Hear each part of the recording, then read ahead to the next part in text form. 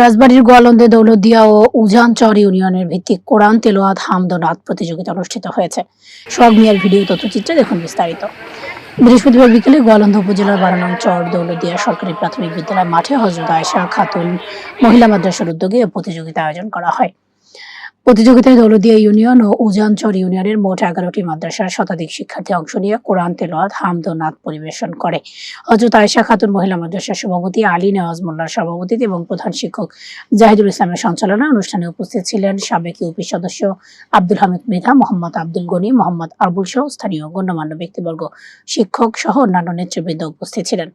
অনুষ্ঠানটির আয়োজন করেছেন গোয়ালন্দ পৌরসভার মেয়র পদপ্রার্থী বিশিষ্ট সমাজসেবক গরিবের বন্ধু জাহাঙ্গীর খান, দৌলতদিয়া ইউনিয়নের চেয়ারম্যান পদপ্রার্থী আখতারুজ্জামান মৃধা, সমাজসেবক ও 9 নং ওয়ার্ডের মেম্বার পদপ্রার্থী নজরুল ইসলাম মোল্লা, আলহাজ মোহাম্মদ আব্দুল গনি সাহেব, আদ্দিন কৃষি ভান্ডার।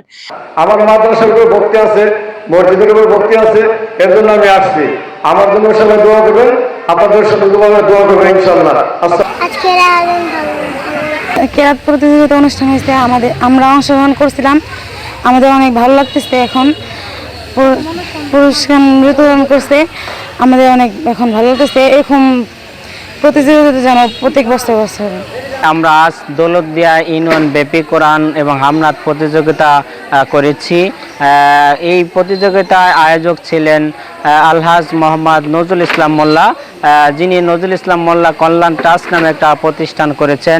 সেই সাথে আরেকটু ধন্যবাদ জানাবো যিনি আমাদের গোয়ালন্দ পৌরসভার মেয়র প্রার্থী মোহাম্মদ জাহাঙ্গীর খান, তিনিও আমাদেরকে সহযোগিতা করেছেন এই অনুষ্ঠানের জন্য।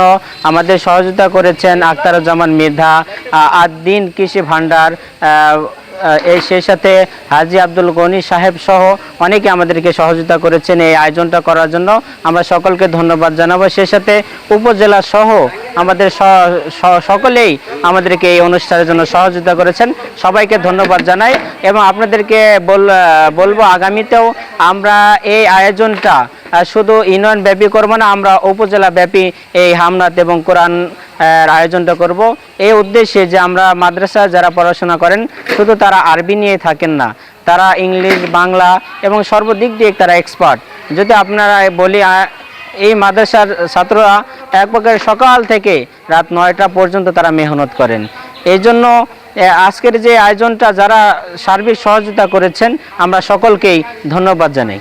প্রতিযোগিতা শেষে বিচারকদের মূল্যায়নের ভিত্তিতে বিভিন্ন বিভাগে বিজয়ীদের নাম ঘোষণা করা হয়। পরে অতিথিরা বিজয়ী ছাত্রছাত্রীদের হাতে পুরস্কার তুলে দেন।